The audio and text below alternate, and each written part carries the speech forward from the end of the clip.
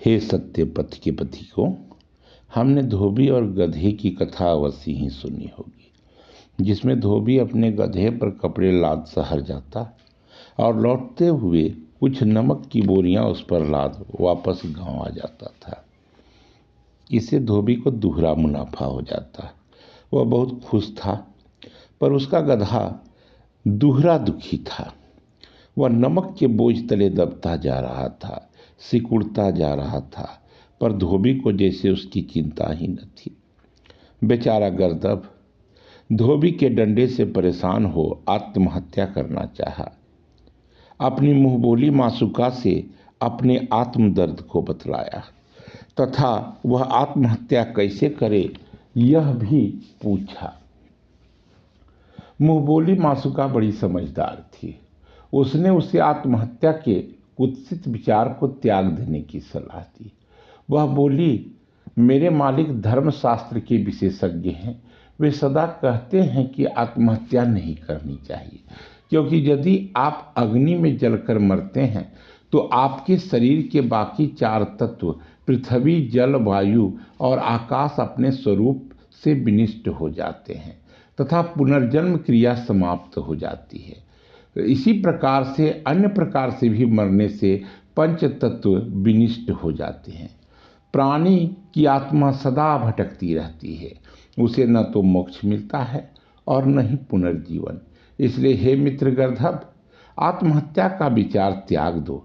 दुनिया कर्म प्रधान है। फल की चिंता छोड़ अपना कर्म करते जा। दयालु ईश्वर अवश्य ही कोई अच्छा रास्ता दिखलाएगा।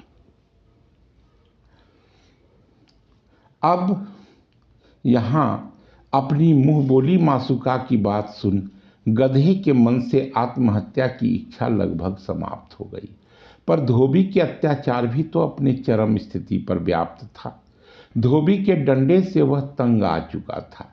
मन ही मन सोचा, मित्र गर्दभी ने जलकर आत्महत्या करने से रोका है, क्यों न हम जल समाधि लेकर इस कष्ट का अंत करें। क्योंकि बड़े बड़े साधु सन्यासी भी तो अक्सर जल समाधि लेते ही रहते हैं। इच्छा दृढ़ थी उसकी, आत्मबल भी मजबूत था उसका। एक दिन शहर से लौटते वक्त रास्ते में पड़ने वाली नदी में वह नमक के बोझ के साथ जल समाधि ले ही लिया। कुछ क्षण तो उसे शीतलता का परम आनंदमयी एहसास हुआ, पर उसे लगा कि वह संभवतः स्वर्ग पहुंच चुका है। लेकिन अगले ही पल धोबी के डंडे ने उस पर असहनीय पीड़ा की उत्पत्ति का मूल बन गया। वह अनमने ढंग से उठा और धोबी के आज्ञानुसार चलने लगा। पर ये क्या, उसके पीठ पर लदा नमक का बोझ बहुत ही हल्का हो चुका था।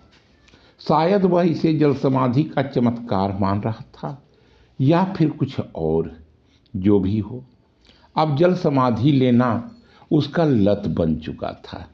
शहर से लौटते वक्त वह नदी में जल समाधि अवश्य ही लेता और अपने पीठ के बोझ को कम कर डालता। मित्रों, आज हम सब भी तो यही करते हैं। झूठे टेंशन का बहाना कर शराब पीने का लत पालते हैं। जुआ खेलने, नाच गाना, मनोरंजन इत्यादि को अपना ही लेते हैं। अपने व्यसन को अपनाकर गधे की तरह रोज जल समाधि ही तो लेते रहते हैं। हम सब अपने बोझ और अपने टेंशन को कम करने की मुगालते भी पालते हैं ना। लत सिर्फ शराब, जुआ, कुटेव का ही नहीं होता, अपितु झूठ बोलना, सच बोलना, काम से जी चुराना एवं अपनी झूठी शान की रक्षा करने का लत भी तो अत्यंत दुखदायी होता है हमारे लिए। मिश्रा जी के घर इम्पोर्टेड सामान क्या आया, उनके बगलगिर वर्मा जी के यहाँ टेंशन का साम्राज्य ही बन गया मानो। तथा टेंशन आने गधे वाली जन समाधि आने, आप तो समझ ही गए होंगे।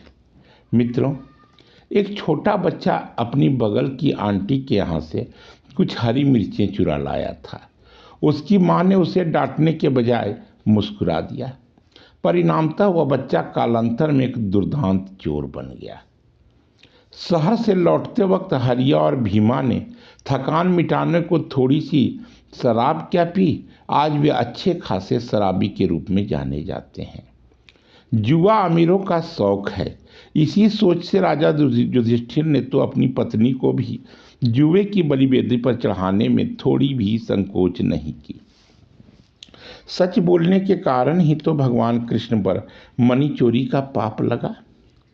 आर्य श्रेष्ठों, लत बहुत ही सामान्य सी बात है।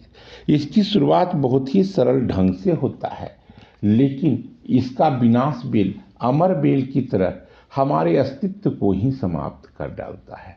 सत्य बोलना अच्छी बात है, पर शास्त्र हमें कड़वा सत्य बोलने से रोकता भी है।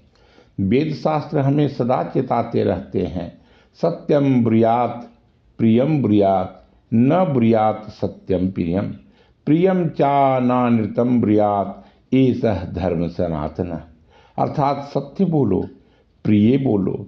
जो सत्य हो और प्रिय न हो उसे ना बोलो। प्रिय सत्य तो कभी भी ना बोलो। मित्रों, सत्य बोलने की लत ने ही तो राजा हरिश्चंद्र को दुखों के गर्त में धकेला, क्योंकि सत्य को उन्होंने असाध्य बनाया।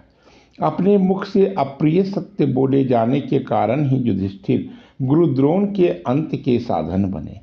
हमें सदा सत्य बोलना चाहिए, पर सत्य बोलने की लत कभी भी नहीं पालनी चाहिए। झूठ बोलने की लत तो सदा विनाश का मूल ही होता है, चाहे वो प्रिय झूठ हो या अप्रिय। हिरण अपनी एक ही स्थान पर मल त्याग करने की विशिष्ट लत के कारण ही तो शिकारियों के चंगुल में फंसता है।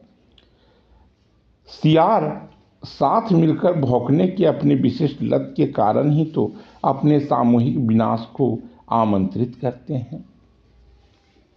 मित्रों, लत एक नशा है, और आप जानते ही हैं, नशा नाश का मूल होता है। मदनपुर में चूड़ामन शुक्ला को एक विशिष्ट लत लग चुकी थी, मछली भूनने पर उठने वाली सुगंध को सूंघने की। हालांकि वो एक शानदार शाकाहारी सनातनी व्यक्ति थे, पर लत तो लत होती है ना। वे बराबर मछुआरों के बस्ती के इर्द गिर्द डोलते नजर आते थे सदा। फिर बाल बच्चे की शादी ब्याह में ऐसी उनकी दुर्गति हुई कि पूछो मत। ब्राह्मण समाज उनसे कट गया। क्या गलती थी उनकी।